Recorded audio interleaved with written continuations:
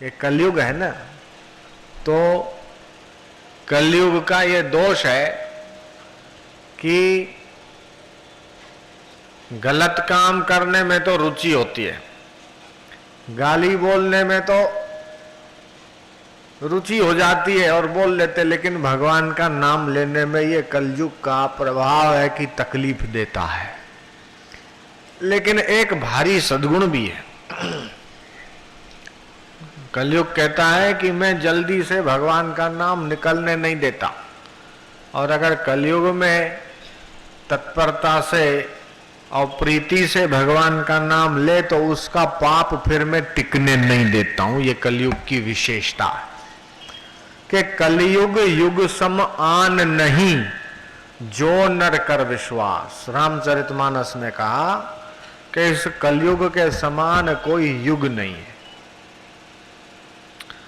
कि सतयुग में 10 वर्ष तक भगवान का भजन करने से जो फायदा मिलता है, और त्रेता में वही 1 साल, और द्वापर में वही 1 महीना, और कलयुग में वही फायदा 1 दिन और 1 रात्र, 1 अहोरात्रि भगवान का नाम लेने से, ध्यान करने से, भजन करने से उसी फल की प्राप्ति होती है। ये कलयुग की विशेषता।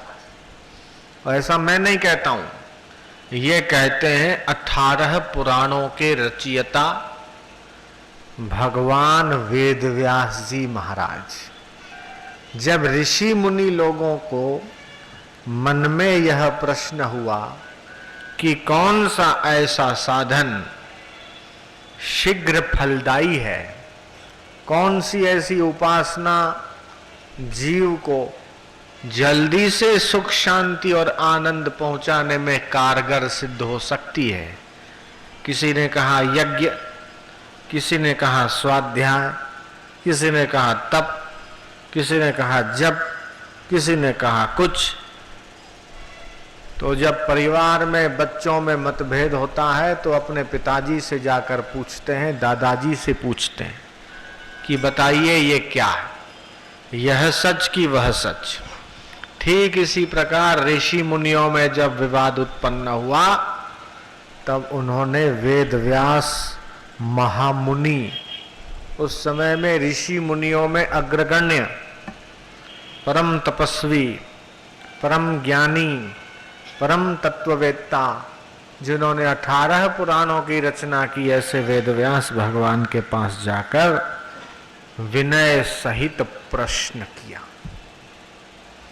तो भगवान कृष्ण ने भगवद गीता में कहा कि हे अर्जुन, अगर तुम्हें वह दिव्य ज्ञान, परम ज्ञान प्राप्त करना हो तो तुम ऐसे ज्ञानियों के पास, तत्ववेत्ता सद्गुरुओं के पास जाकर विधि सहित नम्रता से प्रणाम करके और प्रश्न करो। तद विद्धि प्रणिपाते न परिप्रश्ने न सेवया, उपदेक्षन्ति ते ज्ञानम ज्ञानिनः तत्वदर्शिनः, कि तत्वदर्शी ऋषि तुम्हें ज्ञान देंगे। साक्षात सुदर्शन चक्रधारी कृष्णम वंदे जगद्गुरुम, ऐसे भगवान कृष्ण अर्जुन के सखा हैं और सामने हैं। उसके बाद भी ज्ञानियों की भगवान महिमा का वर्णन करते हैं कि जाओ ऐसे ज्ञानियों के पास, तत्ववेत्ताओं के पास ज्ञान प्राप्ति के लिए। लेकिन आज का मनुष्य 4 किताब पढ़ लेता है और अपने आप को बहुत बड़ा ज्ञानी समझने लगता है और अभिमान करने लगता है कि मैं भी कुछ हूं, हमें जाने की क्या जरूरत। ये राग, द्वेष, अभिमान और ईर्ष्या, इसमें जीव घिर जाता है। और थोड़ा बहुत पढ़ लिया, कुछ 5-25 लोग, 50 लोग मानने लग गए और अपने आप में विशेषता का घमंड कर लेता है कि आई एम समथिंग, लेकिन संत सावधान करते हैं कि पड़ा रहेगा माल खजाना, छोड़ त्रिया सुत जाना है, कर सत्संग अभी से प्यारे, नहीं तो फिर पछताना है। खिला पिला के देह बढ़ाया, वो भी अग्नि में जलाना है। हम अपने आप को जो मान लेते हैं कि हम इतने पढ़े लिखे, हमारे पास इतनी गाड़ी है, इतने लाखों रुपया की जमीन है, इतने लाख का मकान है और इतने लाख का बैंक बैलेंस है, सो मृत्यु का एक झटका लगते ही जो भी कुछ अपना हम समझे हुए हैं, अपना माने हुए हैं, अपने अधिकार का माने हुए हैं, उसको पराया होने में या छूटने में 1 सेकंड का समय लगता है और वो सारा का सारा पराया हो जाता।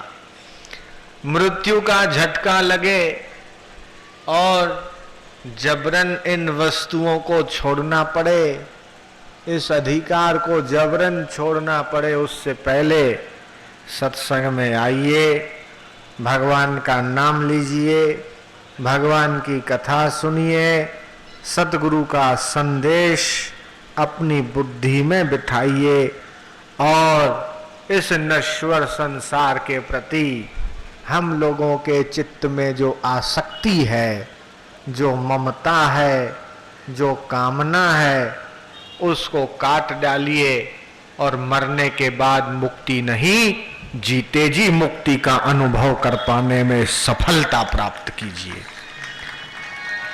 अनित्यानि शरीराणि अवैभवो नैव शाश्वत। संतों ने कहा कि जो शरीर है ना, वो अनित्य है,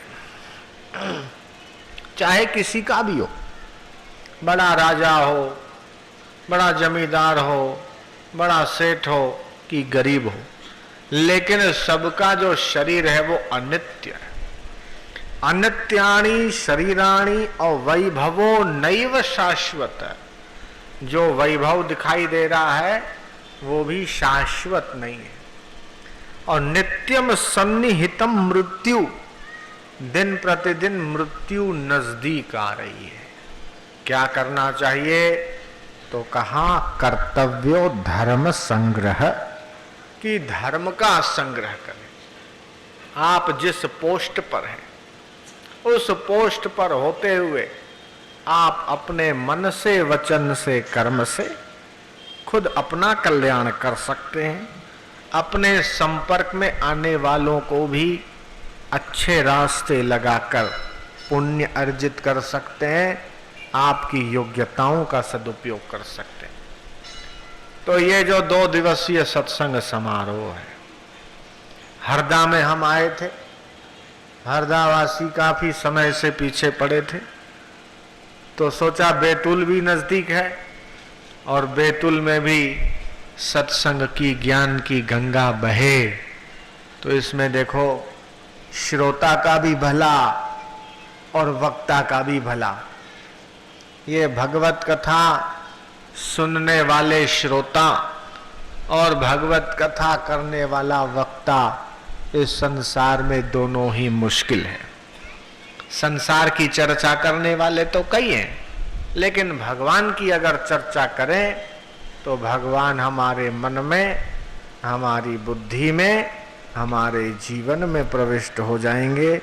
और जब भगवान की प्रतिष्ठा हमारे जीवन में हो जाएगी तो हमारा जीवन एकदम सफल हो जाएगा।